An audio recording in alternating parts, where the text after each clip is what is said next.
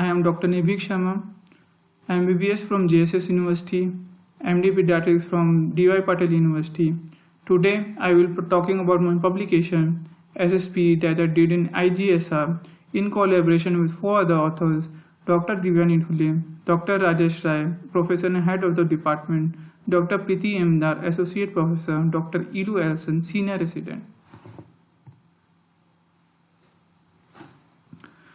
Coming to the introduction, measles-related neurological syndromes include primary measles encephalitis, acute post-measles encephalitis, measles inclusion body encephalitis, and subacute sclerosing encephalitis (SSP). SSP is a catastrophic consequence of the defective wild-type measles virus, with an estimated risk of 4 to 11 per lakh cases worldwide. Effective vaccination campaigns have eliminated measles from the developed countries, but the developing countries like India, incidence rate is still 21 cases per million. It is characterized by progressive intellectual deterioration, focal and generalized seizure, myoclonus, ataxia, and visual disturbances. Most of the patients die within 1 to 3 years from the onset of the symptoms, although spontaneous improvement or stabilization can occur in small population of the patients. Measles is a primary disease of childhood which age of onset beyond 2 years. After a latent period of 6 to 8 years, it is followed by the onset of progressive neurological symptoms suggestive of SSP. As a result of subclinical measles infection before the age of 1 year, occasionally it can be seen in vaccinated children. There is no evidence to suggest that attenuated vaccine virus is responsible for sporadic cases of SSP. Individuals with acquired immunodeficiency, that is AIDS, or children whose mother have AIDS might be at higher risk of fulminant course and earlier onset of SSP. Coming to my case was 7 years old male child, previously healthy boy, presented with myoclonic jars since past 3 months. Myoclonic jars herald the onset of illness, following which he had a progressive decline in all cortical functions. There was inability to speak and regurgitation of feeds. After 7 days of hospitalization, child developed generalized tonic-clonic seizures and ultrasensorium. There was history of measles at 2 years of age. Birth history was uneventful. Prior to the illness, child was developmentally normal. Child was unimmunized. On examination, child had emaciated looks, severely wasted and stunted, with contracture and knee joint and ultrasensorium. Coming to the vitals, heart rate was 82 per minute, respiratory rate 16 per minute, blood pressure was 96 per 40 mmHg, with GCS of 6/15 on admission, and pallor was present. Child also developed bed sores in buttocks area due to prolonged immobilization, and there was no neurocutaneous markers present. In CNS examination, higher mental function were affected. There was ultrasensorium, intelligence, speech was affected. There was involvement of 9th and 10th cranial nerves. Other cranial nerve examination was normal. There was hypotonia in all 4 limbs. The power in all 4 limbs was grade 0. Deep tendon reflexes were absent. Coming to the superficial reflexes, abdominal, cremastic, and plantar reflexes were absent. Myoclonic jerks were present. The child had sensation to pain stimulus only. There was no cerebral or meningeal signs. Other system examination was normal.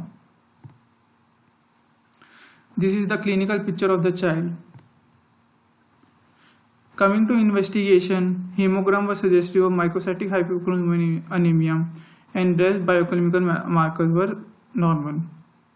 The EEG and MRI was suggestive of SSP, which was confirmed by anti-measles antibody in high titers in CSF. Child was started on sodium valproate, nasogastric feeding, water bed, and frequent change in the position were advised for the best soles. Proper nutrition, physiotherapy, occupational therapy, and speech therapy further help in rehabilitation of the child. On discharge, patient condition improved. The frequency of myoclonic spasms reduced significantly. Child was able to walk with support and sensoria improved. This is the characteristic EEG pattern of SSPE that we found in that child. It is relieving bilateral periodic stimulus by high voltage discharge in central area. This is MRI brain of the same child showing asymmetrical white matter hyperintensity in bilateral frontal parietal lobes with diffuse cerebral and cerebral atrophy. CFC confirmed anti-measles antibody IgG titers in high, that is 1:625, and reference is only 1:226. Coming to the discussion, in India, SSP is a still common neurological disorder despite an increase in the measles vaccine. A defective expression of either the matrix, the fusion, or hemagglutinated proteins of measles virus is responsible of viral persistence in the brain cell and it escape immune surveillance mechanism. The diagnosis of SSP can be done based on Dicon criteria. There should be 3 out of 5 criteria present in the patient. Clinically progressive subacute mental deterioration with typical signs like myoclonus, EEG, periodic stereotype high voltage discharge, CSF raised gamma globulin or oligoclonal pattern, measles antibodies, raised titers in serum more than 1:256 or CSF more than 1:4. Brain biopsy suggestive of panencephalitis. One of the most important limitations of the treatment of SSP is difficulty in recognizing manifestation of the disease. Treatment available are very costly and are available only in limited centers. Moreover, these treatments are not curative and only help in buying time for this patient. At present, effective measles vaccination seems to be the only solution to the problem. Measles containing vaccine are a part of childhood vaccination schedule in all countries. Currently, WHO policy is that regarding all child with 2 doses, reaching all child with 2 doses of measles vaccine should be standard for all nation immunization schedule.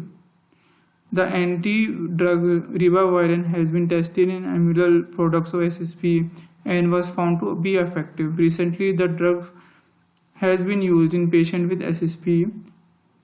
Tomoda Eltel used a combination treatment of high-dose intraventricular interferon alpha along with intravenous ribavirin in 2 non-responding cases of SSP. In both the patients, there was no further progression was noted. In one patient with hypertonicity, bladder incontinence and dysphagia improved 3 months after starting the combination. Coming to the conclusion, in short, SSP is a potentially lethal disease and causes a huge burden both emotionally and financially, affecting not only the family but country as a whole. Furthermore, as this is seen more in the underdeveloped countries, the economic burden to these nations is huge. There is a strong need to improve the vaccination status of the country where the incidence of measles is high, as it may eradicate and this devastating condition. This requires a global and political will and ownership by the individual countries. We must thank Indian government initiative to vaccinate all children between 6 months to 15 years with an additional dose of measles vaccine in form of MR Kangaroo held on 27 November 2018. Thank you.